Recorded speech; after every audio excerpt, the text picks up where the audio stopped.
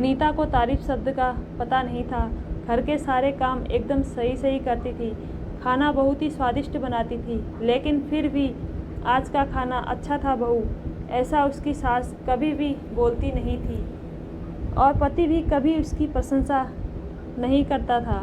उसने बनाया हुआ खाना चुपचाप खाकर उठकर दोनों पति और सास चले जाते थे। उसने खाना खाया या नहीं, इसका उन दोनों को फर्क नहीं पड़ता था।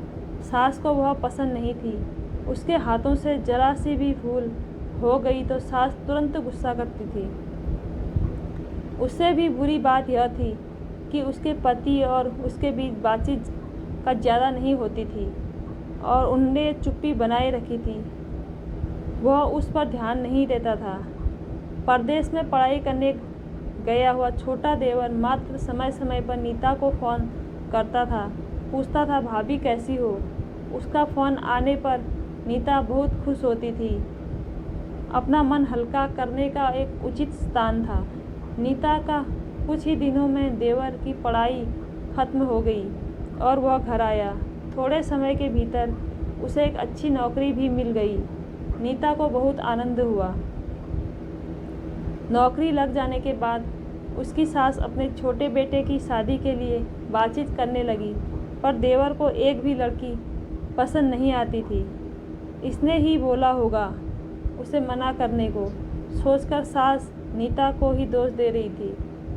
नीता को चिंतित देखकर देवर ने अपनी माँ से कहा, मैं एक लड़की से बहुत प्यार करता हूँ, मैं उसी से शादी करूँगा। उसने जिद की, देवर जी यह बात पहले बतानी चाहिए थी ना। नीता ने यह बात अपने पति के कानों में डाली। इस बात पर उसने थोड़ी किटपिट की, लेकिन लड़की देखकर वह भी तैयार हो गया। सवाल बचा सास का, अपने छोटे बेटे का मन कैसे दुखाएगी। वह बाद में उसकी भी हाँ हो गई। नीता को बहुत खुशी हुई। उसे लगा एक अच्छी सहेली आ जाएगी अब साथ देने के लिए, दिल के राज बताने के लिए। पर कैसी होगी छोटी देवरानी, रस बस जाएगी हमारे साथ और इस घर में, या वह एक अलग दुनिया बसाने पर जोर देगी। देवर जी को इस विचार से थोड़ा टेंशन में आ गई।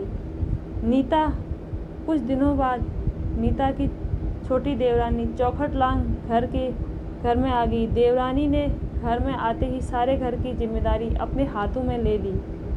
अब सास ने अपनी छोटी बहू को ज़्यादा ही तारीफ करना शुरू कर दिया। उसे माँ जैसा प्यार करने लगी। यह देख नीता की आंखों में आंसू आ जाते। वो सोचती, मैं भी तो यही काम करती थी, फिर मेरे साथ ही क्यों ऐसा बर्ताव। अब थोड़े दिनों बाद छोटी देवरानी पूरे घर पर राज करेगी और फिर मेरी जगह वहाँ पर कोने पर होगी। अपने ही विचारों में हो गई नीता के भाव समझने पर छोटी देवरानी नीता के हाथ अपने हाथ में लेकर बोली, दीदी मुझे सब पता है, मुझे अपनी छोटी बहन समझिए, देखना बहुत जल्दी सब ठीक हो जाएगा। छोटी देवरानी ने पूरे घर की जिम्मेदारी तो ले ली, लेकिन कामों में कुछ ना कुछ बार बार भूला करती थी। फिर देवरानी नीता के पास जाती और मदद मांगती थी। ऐसा रोज़ ही होने लगा। यह देखकर सास लेकिन गुस्सा हो गई। मेरे रहते हुए वह छोटी बहू बड़ी बहू को क्यों पूछती रहती है। फिर सास भी रसोई में आकर चार काम शुरू करने लगी। धीरे धीरे वह छोटी बहू के साथ साथ अनजाने में बड़ी बहू से भी प्यार से बर्ताव करने लगी, प्यार से बोलने लगी, नए पदार्थ दोनों को सिखाने लगी, भूल समझकर समझाने लगी। अब सास और दोनों बहुओं में अच्छी दोस्ती होने लगी। इस वजह से बड़ी बहू का स्वभाव भी अच्छा होने लगा। उसके स्वभाव में खुलापन आ गया। सास भी दोनों के साथ कभी शॉपिंग तो कभी फिल्म देखने जाने लगी। वो अपनी दोनों बहुओं को समान प्यार करने लगी थी। इस वजह से घर का माहौल हंसता खेलता हो गया। इसके अलावा अपने भाई और उसकी पत्नी की बॉन्डिंग देखकर नीता का पति भी उसके साथ अच्छा व्यवहार करने लगा। यह देखकर छोटी बहू बहुत खुश हुई। दीदी घर पर पहले आपका ही हक था। ऐसा बोलकर छोटी बहू ने पूरी घर की जिम्मेदारी अपने जेठानी को दे दी।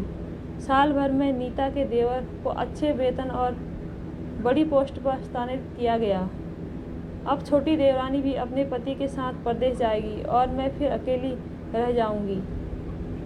इतना ही नहीं, इतने सालों बाद सास का व्यवहार जो इतने सालों बाद बदल गया था वह फिर से वही हो गया। तो इस विचार से नीता डर गई। देवरानी की नीता को इतनी आदत हो गई थी कि उसके बिना घर काटने को दौड़ता। देवरानी के आ जाने से घर का माहौल बदल गया था। वह थी ही ऐसी खुशमिजाज और ऊर्जावान, जैसा कि नाम से पता चलता है। यहाँ देवरानी की हालत भी कुछ अलग नहीं थी। उसे दुख हुआ कि यदि यहाँ रहना पड़ा तो उसे अपने पति से दूर रहना पड़ेगा। नीता के देवर की जाने की हड़बड़ी और देवरानी की टेंशन होने के कारण नीता सोच में पड़ी। अंत में उसने देवरानी को पूछा तो देवरानी ने जवाब दिया कि दीदी, मैं सारा दिन एक नए स्थान पर अकेली रहूंगी, उससे अच्छा मैं यहीं हूँ। आपके देवर को बोला है मैंने, शनिवार और रविवार की छुट्टियों में आप ही यहाँ आ जाया करें। मैं भी उसके साथ जाया करूँगी बीच बीच में, थोड़ा बदलाव के लिए। उस पर वह बोलते हैं कि 6 महीने में वापस यहाँ ही अपना ट्रांसफ़र करा लूँगा मैं। अपने पति की नकल करके देवरानी बोली और छोटी देवरानी भी हंसने लगी। अपनी आंखों से आंसू पोंछते हुए नीता बोली, छोटी, यह दिन वापस नहीं आने वाले। जाओ तुम अपने पति के साथ, उनके साथ भी तो कोई होना चाहिए ना। दीदी, आपने मुझे बड़ी बहन का प्यार दिया, वैसे ही भैया के रूप में एक बड़ा भैया मिला। यह भरा हुआ संसार छोड़कर मैं कैसे जाऊं? वहाँ अकेली का मन नहीं लगेगा। 6 महीने का तो सवाल है, वह आते रहेंगे यहाँ पर। यह सुनकर नीता ने अपनी देवरानी को खुश होकर गले लगाया। तभी देवरानी नीता को बोली, अपने पति के साथ एक अलग जीवन बनाने से मैं समय नहीं लगता। अपनों में रहकर पति की प्रतीक्षा में ही आनंद है। दोस्तों, 2 अलग अलग घर का और ससुराल से आने वाली यह लड़कियां अपने नए घर के लिए सब कुछ करती हैं। पता ही नहीं चलता कि कब एक दूसरे की आदत हो जाती है। सच में देवरानी और जेठानी का रिश्ता बहनों से कम नहीं होता। धन्यवाद।